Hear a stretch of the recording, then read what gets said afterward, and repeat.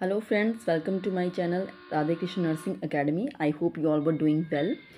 ये जो लेक्चर्स जो मैं आपको करवा रही हूँ, यहाँ पर जो है वो आपको जो अपकमिंग एग्ज़ाम है आरआरबी का जो एग्ज़ाम है हमारा नर्सिंग सुपरिटेंडेंट के लिए, उसकी प्रेपरेशन हो रही है। ठीक है, तो कंटिन्यू करते हैं हमारे क्वेश्चन की सीरीज़ के साथ। और आज का क्वेश्चन देखिए, all of following hormones are secreted from the anterior pituitary. ठीक है, तो हमारे पास जो पिट्यूटरी ग्लैंड होता है, जिसके 2 लोब्स होते हैं, एंटीरियर पिट्यूटरी लोब और पोस्टीरियर पिट्यूटरी लोब। ठीक है, तो यहाँ पर बोल रहे हैं कि जो हार्मोन्स यहाँ पर मेंशन किए गए हैं वो जो है वो एंटीरियर जो पिट्यूटरी का जो लोब है वहाँ से सीक्रेट हो रहे हैं, एक्सेप्ट कोई एक। ठीक है, जो नहीं होता है वो हमें बताना है। ठीक है, तो यहाँ पर आप ऑप्शंस देख लीजिए। GH means growth hormone, GnRH gonadotrophin releasing hormone, TSH thyroid stimulating hormone and FSH follicle stimulating hormone. ठीक है, तो यहाँ पर मैं आपको बता दूँ, जो ग्रोथ हार्मोन है, ठीक है, और जो थायराइड स्टिमुलेटिंग और फॉलिकल स्टिमुलेटिंग हार्मोन्स हैं, ये सभी जो है वो एंटीरियर लोब ऑफ पिट्यूटरी से सीक्रेट होते हैं। और जो एक हमारे पास जो यहाँ पर जो हार्मोन है that is the gonadotrophin releasing hormone. ठीक है, अब ये मत सोचना कि ये पोस्टीरियर लोब जो है वो सीक्रेट करता है, नो, इसे जो है वो हमारे पास कौन सीक्रेट करता है, हाइपोथैलेमस। कौन सीक्रेट करेगा, हाइपोथैलेमस। ठीक है, ये जो है वो हाइपोथैलेमस सीक्रेट करता है। हाइपोथैलेमस हमेशा जो है वो रिलीजिंग हार्मोन सीक्रेट करता है, जो है वो आगे चल के पिट्यूटरी के ऊपर एक्ट करते हैं, और फिर पिट्यूटरी जो है वो स्टिमुलेटिंग हार्मोन्स को सीक्रेट करता है। वो आगे चलकर जो है वो डायरेक्ट हार्मोन्स भी यहाँ से रिलीज होते हैं, और कुछ जो है वो ऑर्गन के ऊपर एक्ट करते हैं। जैसे इसने यहाँ पर हार्मोन रिलीज हुआ थायराइड स्टिमुलेटिंग हार्मोन, ठीक है, पिट्यूटरी से। Thyroid stimulating releasing hormone, thyroid stimulating releasing hormone hypothalamus secret करता है रिलीजिंग हार्मोन, और जो स्टिमुलेटिंग हार्मोन्स है वो पिट्यूटरी सीक्रेट करेगा, और ये स्टिमुलेट करेंगे आगे चल के जो ऑर्गन है, जैसे कि थायराइड ऑर्गन को जो है, जो ग्लैंड हमारे पास, उसको उन्होंने स्टिमुलेट किया, तो वो आगे चल के जो है वो अपने हार्मोन्स को सीक्रेट करते हैं। ठीक है, तो जो रिलीजिंग हार्मोन्स हैं वो हमारे पास क्या है, जो हाइपोथैलेमस है वो सीक्रेट करेगा। ठीक है, तो यहाँ पर जो right answer that is the gonadotrophin releasing hormone which is secreted by the hypothalamus gland. ठीक है, अभी जो पोस्टीरियर लोब जो यहाँ पर था, पोस्टीरियर लोब जो है वो ऑक्सीटोसिन और ADH एंटी डायरेटिक हार्मोन, जिसे हम वैसोप्रेसिन भी कहते हैं, वो सीक्रेट करते हैं। ठीक है, ये ऑलरेडी मैं पहले भी आपको बता चुकी हूँ। आगे चलते हैं। Which of the following is not the function of the liver. ठीक है, तो यहाँ पर कुछ फंक्शंस मेंशन किए गए हैं जो लीवर के फंक्शंस होंगे, जो नहीं है वो हमें बताना है। ठीक है, ऑप्शंस देखिए, production of bile, detoxification of drugs, storage of glucose, storage of bile. ठीक है, तो यहाँ पर जो है दैट इज़ द जो लीवर का फंक्शन नहीं है that is the storage of bile. Liver जो है वो बाइल को स्टोर नहीं करता है, स्टोर जो है ये गॉल ब्लैडर करता है, लीवर जो है सिर्फ इसकी प्रोडक्शन करता है। ठीक है, तो आप यहाँ पर देख लीजिए, बाइल क्या है हमारे पास, बाइल इज़ अ सिक्रीशन। ठीक है, जो हमारे पास लीवर से फॉर्म होती है, ये हमारे पास पूरा लीवर है, ये फॉर्म करता है, and this is our gall bladder. ठीक है, तो यहाँ पर ये जो है वो स्टोर हो जाता है। ठीक है, तो in humans bile is produced in the liver and store in the gall bladder. और वो किस में हेल्प करता है, डाइजेशन ऑफ द फैट्स। ठीक है, आगे चलिए। The following are the function of kidney except. ठीक है, तो मैक्सिमम क्वेश्चन में हमें ध्यान देना चाहिए जहाँ पे नो, एक्सेप्ट ऐसे पूछा जाता है। ठीक है, तो ये जो है पूछ रहे हैं कि जो किडनी के जो फंक्शंस है वो बताना है, यहाँ पर जो नहीं है। ठीक है, formation of erythropoietin, formation of urea, maintaining of water balance, maintaining acid balance. ठीक है, तो यहाँ पर क्या है, किडनी जो है वो इराइथ्रोपोइटिन भी फॉर्म करती है, इट इज़ अ हार्मोन जो आगे चलकर जो है वो हमारे पास ब्लड की प्रोडक्शन इराइथ्रोपोइसिस प्रोसेस में हेल्प करता है। ठीक है, और वाटर बैलेंस भी मेंटेन करती है, एसिड बेस बैलेंस को भी मेंटेन करती है, बॉडी से जो है वो वेस्ट को जो है वो एक्सक्रीट कर। ठीक है, फॉर्मेशन ऑफ यूरिया। ठीक है, यूरिया की फॉर्मेशन नहीं करती है, यूरिया की जो फॉर्मेशन है वो हमारे पास जो लीवर और किडनी के जो प्रोसेस में चलकर बनता है, और यहाँ पर जो है वो बेसिकली लीवर में क्या होता है, जो हमारे पास जो अमोनिया की फॉर्म में जो होता है उसे कन्वर्ट कर देते हैं यूरिया की फॉर्म में। ठीक है, और अमोनिया को जब यूरिया की फॉर्म में कन्वर्ट करेंगे तो वो किडनी एक्सक्रीट करती है यूरिया को, बट फॉर्म नहीं करती है। ठीक है, नेक्स्ट क्वेश्चन देखिए, thyroid is effective only in the presence of, ठीक है। तो जो थायराइड जो ग्लैंड है हमारा वो इफेक्टिवली फंक्शन करता है only in the presence of calcium, iodine, potassium and sodium chloride. तो ये हम इंपॉर्टेंट क्वेश्चन भी है और वेल टू नोन भी है। इसका जो answer that is the iodine. कहते हैं ना आयोडीन की डेफिशिएंसी से जो है वो गॉइटर होता है, ठीक है। आयोडाइज्ड नमक लें, ठीक है। तो यहाँ से आप इसको याद रख सकते हैं, ठीक है। आयोडीन का क्या है हमारे पास, आप यहाँ पे देखिए हमारे पास जो आयोडीन है, ठीक है, उसका अब्जॉर्प्शन हो जाता है और हमारा जो थायराइड जो ग्लैंड है उसको जब उसके हार्मोन्स रिलीज़ होते हैं तो वो जब थायराइड हार्मोन का प्रोडक्शन करता है, ठीक है, तो वहाँ पर जो है वो ये आयोडीन का इसमें यूज़ होता है, ठीक है। तो आयोडीन का इसमें जो है वो अब्जॉर्प्शन होता है, उसको बहुत अच्छे से फंक्शन करता है हमारे पास थायराइड ग्लैंड जो है वो जो फर्दर हार्मोन की प्रोडक्शन में बाय ऑब्जॉर्बिंग द आयोडीन, ठीक है। जब उसको जो है वो आयोडीन प्रॉपर्ली नहीं मिलता है या एक्यूट रेडियो आयोडीन ओवरलोड हो जाता है, कम मिलता है, ठीक है, तो उसकी वजह से क्या हो जाएगा, इसमें इसके फंक्शन में अल्ट्रेशन आ जाएगा, या तो हाइपोथायराइडिज्म हो जाएगा या हाइपरथायराइडिज्म हो जाएगा। Some time it may cause, अगर इसका कुछ डीएनए डैमेज हो जाता है तो ये may this also cause thyroid cancer. Next question देखते हैं।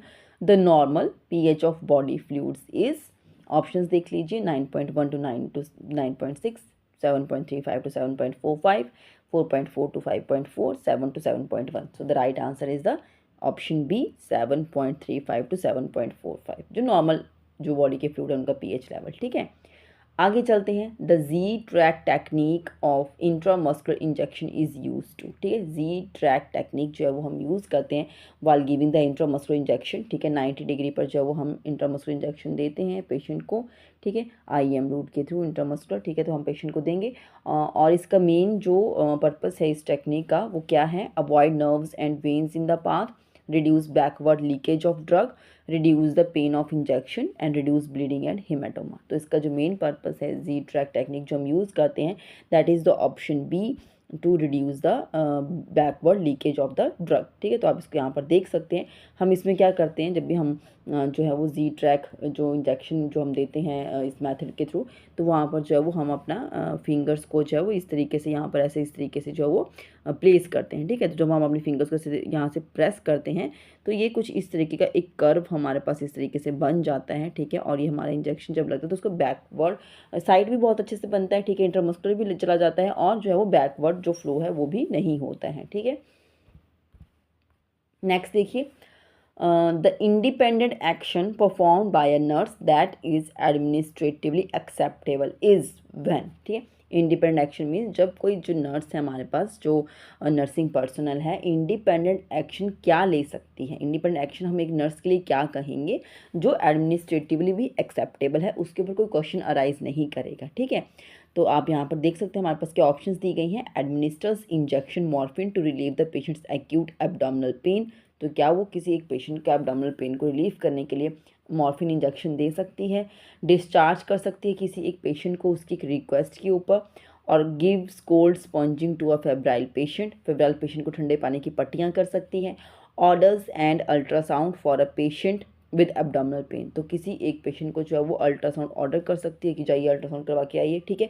तो ये सब जो बाकी चीज़ें हैं जैसे अल्ट्रासाउंड करवाने के लिए बोल रहे हैं, डिस्चार्ज की बात हो रही है, कुछ एडमिनिस्ट्रेशन की बात हो रही है ड्रग की, ये जो है वो विदाउट जो है वो डॉक्टर का प्रिस्क्रिप्शन या उसके ऑर्डर्स जो हैं उनके बिना जो है वो एक नर्सिंग पर्सनल जो है वो नहीं कर सकता, उसके ऊपर जो है वो एडमिनिस्ट्रेटिव एक्शन लिया जा सकता है अगर वो उनकी परमिशन रिटन ऑर्डर के बिना जो है वो काम करती है तो, ठीक है। बट यहाँ पर एक ही चीज़ ऐसी है जिसे इंडिपेंडेंटली जो है वो नर्सिंग पर्सन परफॉर्म कर सकता है, that is the giving cold sponging to a febrile patient, जिसको फीवर है उसे जो है वो अगर ठंडे पानी की पट्टियाँ करते हैं इन ऑर्डर टू जो है उसकी बॉडी के टेम्परेचर को डिक्रीज करने के लिए, तो ये एक्सेप्टेबल रहेगा, ठीक है। नेक्स्ट देखते हैं next question. A patient in your ward develops a generalised tonic clonic seizure, the appropriate immediate action you take is, ठीक है। तो अगर आपके वार्ड में जहाँ पर आप काम कर रहे हैं एज ए नर्सिंग पर्सनल, वहाँ पर किसी को जो है वो टॉनिक क्लॉनिक सीजर का अगर आप देख रहे हैं किसी पेशेंट को, तो वहाँ पर जो है वो आपका इमीडिएट एक्शन क्या रहेगा, restrain the patient arms and legs to prevent injury, तो आप उनके जो आर्म्स और लेग्स को वो रिस्ट्रेन कर देंगे सो दैट उनको इंजरी ना हो, या स्पून उनके माउथ में डाल देंगे to prevent the tongue bite, turn the patient on the side and pinch the patient nose to stop the seizure। तो यहाँ पर क्या कर सकते हैं, turn the patient on the side, ठीक है। तो पेशेंट को एक साइड पर हम टर्न करेंगे सो दैट कि उसको सिक्रीशंस जो भी हैं वो रिलीज हो सकें और वो जो है वो एस्पिरेशन के चांसेस वहाँ पर ना हो। यहाँ पर आप देख सकते हैं ये हमारे पास जनरलाइज टॉनिक क्लॉनिक सीजर्स। तो यहाँ पर आप देख सकते हैं जो फेजेस होते हैं, पहले टॉनिक फेज आता है फिर क्लॉनिक फेज आता है, ठीक है। जो टॉनिक फेज होता है इसमें बॉडी का एक्सटेंशन होता है, जैसे ये हो रहा है अब ये वाली इमेज में, ठीक है। दिस इज़ द ऑपिस्थोटोनस पोस्चर बन जाता है, बॉडी बिल्कुल एक्सटेंड कर देता है बॉडी को और ये 30 सेकेंड तक रहता है, ठीक है। और जो क्लॉनिक है यहाँ पर क्या होता है, अल्टरिंग मसल कॉन्ट्रैक्शन रिलैक्सेशन, ठीक है। तो वो कभी मसल कॉन्ट्रैक्ट करेगा कभी रिलैक्स करेगा और ये नियर अबाउट 30 to 60 सेकेंड्स तक रहता है। टंग बाइट भी इसमें हो सकती है, स्फिंक्टर रिलैक्स हो जाते हैं बॉडी के, ठीक है। और रिकवरी फेज़ में जो है वो नॉर्मल न्यूरोलॉजिक एग्जामिनेशन पेशेंट का आता है, जिसमें जो है वो उसके बाद नियर अबाउट 30 मिनट्स तक जो वो कन्फ्यूज रहते हैं और हेडेक हो सकता है, ठीक है। और पेशेंट को जो है वो वीकनेस फील हो सकती है, ठीक है। नेक्स्ट देखते हैं, next question, one of the primary function of a circulating nurse in the operation theatre, ठीक है। जो एक मोस्ट इंपॉर्टेंट जो सबसे पहला जो फंक्शन होता है सर्कुलेटिंग नर्स का जब वो ओटी में काम कर रही होती है तो उसका मेन फंक्शन क्या होगा। ऑप्शंस देखिए, verify that the informed consent has been taken, उसको वेरीफाई करना है कि क्या उन्होंने एक इन्फॉर्म्ड कंसेंट लिया है पेशेंट का। प्रिपेयर करना है सर्जिकल जो स्टाइल टेबल है उनको उसको प्रिपेयर करना है, इंस्ट्रूमेंट को प्रिपेयर करना है। Assist the surgeon during the surgery, उसको असिस्ट करना है। Setup the laparoscope and other instrument for the surgeon, ठीक है। तो यहाँ पर क्या है, ये सर्कुलेटिंग नर्स की बात हो रही है, ठीक है। जो चीज़ों को या मैसेज या चीज़ों को अंदर से बाहर जो मूव करती रहती है स्टाफ, ठीक है। तो उसकी बात यहाँ पर हो रही है। तो उनका जो main purpose that is the to verify the informed consent has to be taken, ठीक है। तो उनको कंसेंट के बारे में पूरी वेरिफिकेशन होनी चाहिए पहले से। नेक्स्ट क्वेश्चन देखिए, विच of the following assessment findings is typical of extra cellular fluid loss, ठीक है। तो यहाँ पर है कि कुछ फाइंडिंग्स दी गई हैं और अगर किसी के केस में अगर आपको देखने को मिलता है कि एक्स्ट्रा सेलुलर फ्लूइड लॉस हो चुका है, ठीक है, एक्स्ट्रा सेलुलर फ्लूइड लॉस हो चुका है।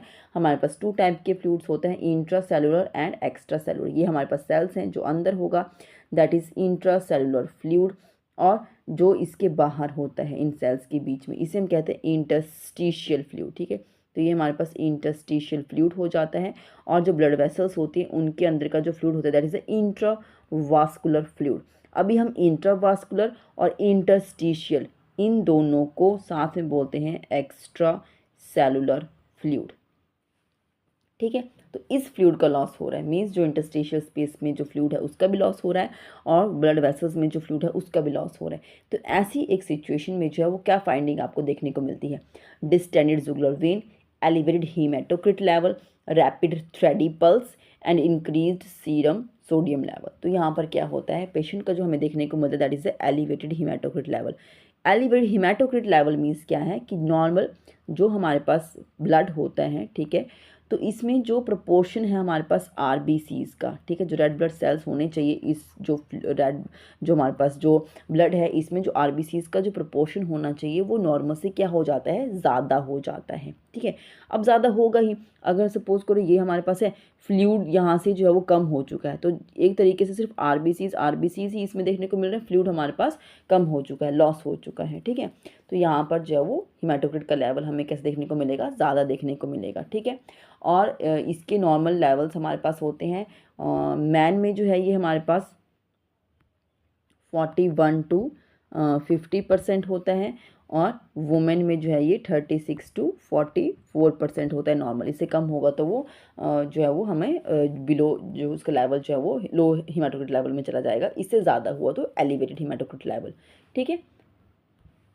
नेक्स्ट देखते हैं, in case of a patient with the diagnosis of chronic kidney failure, ठीक है। तो कोई पेशेंट है जिसको क्रॉनिक किडनी फेलियर हुआ है, the science of which of the following electrolyte imbalance should be monitor. तो हम उसमें क्या चीज़ देखेंगे, specially in case of electrolyte imbalance क्या हुआ, उसमें कौन से इलेक्ट्रोलाइट इम्बैलेंस जो है वो देखने को मिलेगा, हाइपोकैलेमिया, हाइपोकैल्शियमिया, हाइपोनेट्रेमिया, हाइपोग्लाइसीमिया, ठीक है। तो यहाँ पर सब चीज़ें जो है वो 2 हाइपो में दिया गया है। हाइपोकैलेमिया यहाँ पर जो है वो अगर किसी का पोटेशियम लेवल जो है वो डिक्रीज़ हो रहा है, हाइपोकैल्शियमिया में कैल्शियम का लेवल डिक्रीज़ हो रहा है, और हाइपरनेट्रीमिया सोडियम का लेवल इंक्रीज़ हो रहा है और ग्लूकोज का लेवल इंक्रीज़ हो रहा है। तो ये पूछा गया, ठीक है।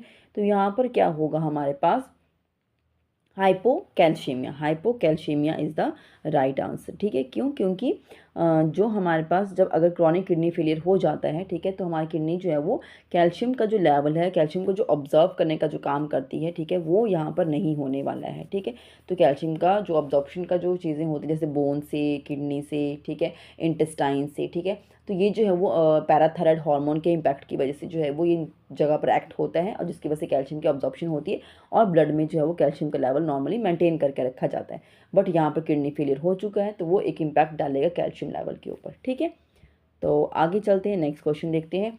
अ myasthenia gravis patients early symptom is. ठीक है, मिस्थेनिया ग्रेविस का पेशेंट है, मिस्थेनिया ग्रेविस में मीन्स कि मसल का वीक होना।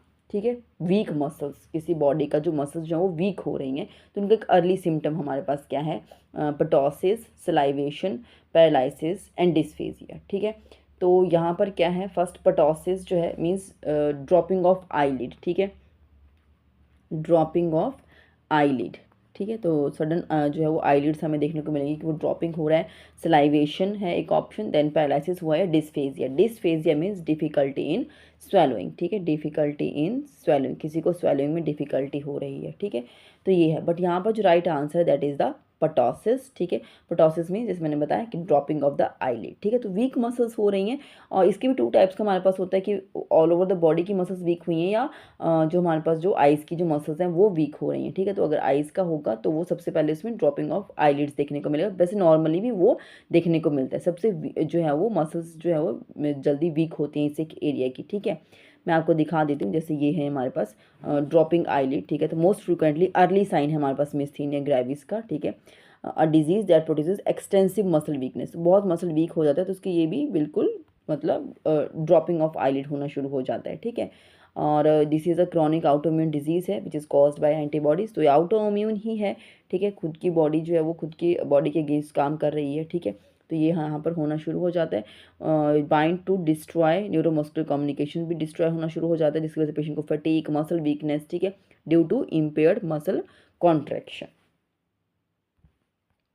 यहाँ पर आप देख सकते हैं ऑकुलर मिस्थेनिया ग्रेविस किसी को देखने को मिलता है, या किसी को जो है वो जनरलाइज्ड मिस्थेनिया ग्रेविस। तो ये वाइड स्प्रेड होगा मसल वीकनेस पूरी बॉडी पे, और ये जो होता है ये रिस्ट्रिक्टेड होता है आई और आईलिड मसल्स के लिए। ठीक है, तो ये है, ये जो केसेस हमें देखने को मिलते हैं near about 10 to 40% all cases, और अबाउट 15% जो होते हैं पेशेंट्स वो इसी तक ही लिमिटेड रहते हैं कि उनको सिर्फ ऑकुलर मिस्थेनिया ग्रेविस ही हो। ठीक है, और इनका जो है वो अगर सिम्टम सब चीज़ें अच्छे से कंट्रोल रखेंगे तो ये कंडीशन कंट्रोल में रहती है।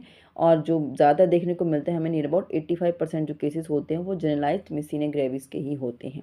और ये जो है ये वेरिएबल हो जाता है depending on which muscles are affected and symptom severity बढ़ती जाती है। जैसे जैसे मसल्स की इन्वॉल्वमेंट बढ़ती जाएगी बॉडी के, वैसे वैसे ये और जो है वो सिम्टम्स इसके सिवियर होते जाएंगे।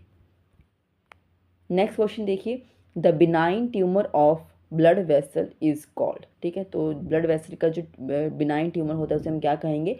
Haemangioma, myoma, lipoma, adenoma. So the right answer is the haemangioma. ठीक है, haemangioma is the benign tumour of the blood vessels के अंदर जो है वो अगर हमें ट्यूमर देखने को मिलता है बिनाइन लेवल का तो उसे हिमेंजियोमा कहते हैं। ठीक है, नेक्स्ट देखिए, paralysis of both lower limbs is called. ठीक है, तो अगर lower limbs, both lower limbs का अगर जो है वो पैरालिसिस की बात कर रहे हैं तो उसमें क्या आता है? ठीक है, तो यहाँ पर ऑप्शंस देखिए, पैराप्लेजिया, हेमीप्लेजिया, मोनोप्लेजिया एंड क्वाड्रीप्लेजिया। ठीक है, तो पैराप्लेजिया में हमारे पास क्या आता है? Both lower limbs. ठीक है, तो ये भी और ये भी दोनों का इन्वॉल्वमेंट अगर रहेगा तो that comes under the paraplegia. ठीक है, हेमीप्लेजिया में means half of the body, ये हाँ हेमीप्लेजिया में आ जाता है। ठीक है, मोनोप्लेजिया में मीन्स सिर्फ कोई एक लिम्ब, और क्वाड्री में सभी लिम्स आ जाते हैं। ठीक है, तो यहाँ पर जो right answer that is the paraplegia. Next question देखिए, unpleasant awareness of one's own heart beat is called. ठीक है, तो किसी को जो है वो अनप्लीजेंट अवेयरनेस लग रही है खुद की हार्ट बीट्स का, तो उसमें हम उसे क्या कहते हैं? Bradycardia, dyspnoea and tachycardia and palpitation. तो that term is known as palpitation. ठीक है, नेक्स्ट क्वेश्चन देखते हैं, which of the following person is present in sub centre. ठीक है, तो सब सेंटर्स होते हैं हमारे पास, फिर हमारे पास प्राइमरी हेल्थ सेंटर्स होते हैं, देन कम्युनिटी हेल्थ सेंटर्स होते हैं, देन डिस्ट्रिक्ट लेवल के हॉस्पिटल्स होते हैं हमारे पास। ठीक है, जोनल, देन डिस्ट्रिक्ट, उस तरीके से। ठीक है, तो यहाँ पर कौन से जो है वो सब सेंटर में देखा जाता है person? Multipurpose health worker, laboratory technician, health educators and medical officer. ठीक है, तो मेडिकल ऑफिसर्स तो हमारे पास पीएससी सीएससीज में ही देखे जाते हैं। ठीक है, हेल्थ एजुकेटर तो स्पेशल तो नहीं होते हैं, बट जो कोई इंडिविजुअल जो हेल्थ एजुकेशन दे रहा है हम उन्हें हेल्थ एजुकेटर ही कहेंगे। कहीं कहीं पे स्पेसिफिकली भी प्लेस किया जाता है। ठीक है, बट वो सब सेंटर लेवल पर नहीं होता है। लेबोरेटरी टेक्नीशियंस वहाँ पर होंगे जहाँ लैब्स होंगी, जहाँ पर जो है वो सैंपल जाएगा। ठीक है, तो वो भी हमारे पास जो सब सेंटर में नहीं होता है। सब सेंटर में हमारे पास क्या आएंगे, मल्टीपर्पज़ हेल्थ वर्कर्स। ठीक है, तो ये हमारे पास सब सेंटर में अवेलेबल होते हैं। नेक्स्ट क्वेश्चन देखते हैं, 5 clean practices under strategies for elimination of neural tetanus include all except. ठीक है, तो यहाँ पर क्या है, जो 5 क्लीन प्रैक्टिसेस हमारे पास फॉलो की जाती हैं न्यूरल टेटनस को एलिमिनेट करने के लिए, वो सब हैं, बट कोई एक नहीं है। जो नहीं है वो हमें बतानी है। ठीक है, clean surface of delivery, clean hand of attendant, new blade for cutting the cord and clean airway. So the right answer is the clean airway. यहाँ पर एक्सेप्ट पूछा था तो क्लीन एयरवे। ठीक है, बाकी सभी जो हैं वो आते हैं हमारे पास क्लीन प्रैक्टिसेस जो हम यूज़ करते हैं for elimination of the neonatal tetanus के लिए। ठीक है, नेक्स्ट क्वेश्चन देखिए, what is true primary facilities. ठीक है, ट्रू प्राइमरी फैसिलिटीज़ क्या होती हैं, they are usually government run. ठीक है, तो ये जो सरकार की तरफ से चलती हैं उन्हें कहेंगे। Their services are provided on an outpatient basis. तो ये जो हमारे पास ट्रू प्राइमरी जो फैसिलिटीज़ होती हैं ये आउट पेशेंट बेसिस पे मिलती हैं। They have training facilities for health care personnels and a community hospital is an example of this level of health facilities. ठीक है, तो यहाँ पर क्या है, प्राइमरी। ठीक है, प्राइमरी जो फैसिलिटीज़ होती हैं, ट्रू प्राइमरी फैसिलिटीज़ वो होती हैं जो हमें आउट पेशेंट बेसिस पर मिलती हैं। ठीक है, तो this is the right answer. Next question देखिए, the number of cases of dengue fever usually increase towards the end of the rainy season. ठीक है, तो जो डेंगू के फीवर के जो केसेस देखने को मिलते हैं जब रेनी सीजन का एंड होना शुरू होता है तो उस टाइम पर जो है उसके केसेस ज़्यादा देखने को मिलते हैं। This pattern of occurrence of dengue fever is best described as. तो ये जो पैटर्न है डेंगू फीवर के केसेस जो ज़्यादा देखने को हमें मिलते हैं, इस पैटर्न को जो है वो हम कैसे डिस्क्राइब करेंगे। ऑप्शंस देखिए, epidemic occurrence, cyclic variation, sporadic occurrence and secular occurrence. तो यहाँ पर जो right answer that is a cyclic variation, क्योंकि एक साइकिल की तरह चल रहा है। ठीक है, रेनी सीजन का एंड होना शुरू हुआ तो डेंगू फीवर का देखने को, फिर चला गया और सीज़न आना शुरू हो गए। ठीक है, विंटर आया दोबारा और सब सीज़न, फिर दोबारा जब नेक्स्ट दोबारा रेनी आई तो दोबारा डेंगू के केसेस देखने को मिले। तो ये साइक्लिक वेरिएशन हो रही है। ठीक है, नेक्स्ट क्वेश्चन देखते हैं, inadequate intake by the pregnant woman of which vitamin may cause neural tube defect। ठीक है, तो जो है अगर कोई प्रेग्नेंट वुमेन है तो वो कौन सा विटामिन जो है वो प्रॉपर्ली नहीं लेगी तो उसमें जो है वो न्यूरल ट्यूब डिफेक्ट देखने को मिलता है। तो ऑप्शंस देखिए, niacin, riboflavin, folic acid and thiamine. तो यहाँ पर जो right answer that is the option C, folic acid. ठीक है, फॉलिक एसिड को जो है वो हम वाइटामिन जो है वो B9 से भी जो है वो उसको बोलते हैं विटामिन B9। ठीक है, तो ये हमारे पास जो है वो फॉलिक एसिड जो है वो अगर मदर नहीं लेगी तो उसमें न्यूरल ट्यूब डिफेक्ट देखने को मिलता है। ठीक है, और इसमें हमारे पास जो है वो स्पाइना बाइफिडा। ठीक है, इसकी भी फर्दर क्लासिफिकेशन होती है, स्पाइना बाइफिडा, ओकल्टा, मेनिंजोसील, मेनिंजोमाइलोसील। ठीक है, तो अगर इसकी इन डिटेल आपने देखना है तो उसका लेक्चर जो वो आप मेरे चैनल पर जो है वो कंप्लीट सुन सकते हैं। ठीक है, so this is all about my today's lecture. तो प्रीवियस वीडियोज़ को भी आप अच्छे से सुनिएगा। ठीक है, और जितनी भी चीज़ें हैं जो भी डिस्क्रिप्शन यहाँ पर दिया जा रहा है आपको हर एक चीज़ का प्रॉपर्ली एक्सप्लेन किया जाता है। ठीक है, और भी लेक्चर्स जो है ऐसे ही कंटिन्यू किए जाएंगे। कुछ भी अगर आपके डाउट्स हैं, कोई स्पेसिफिक चीज़ अगर आप चाहते हैं कि मैं उसके बारे में आपको बताऊँ तो वो भी आप मुझे कमेंट कर सकते हैं। ठीक है, थैंक यू।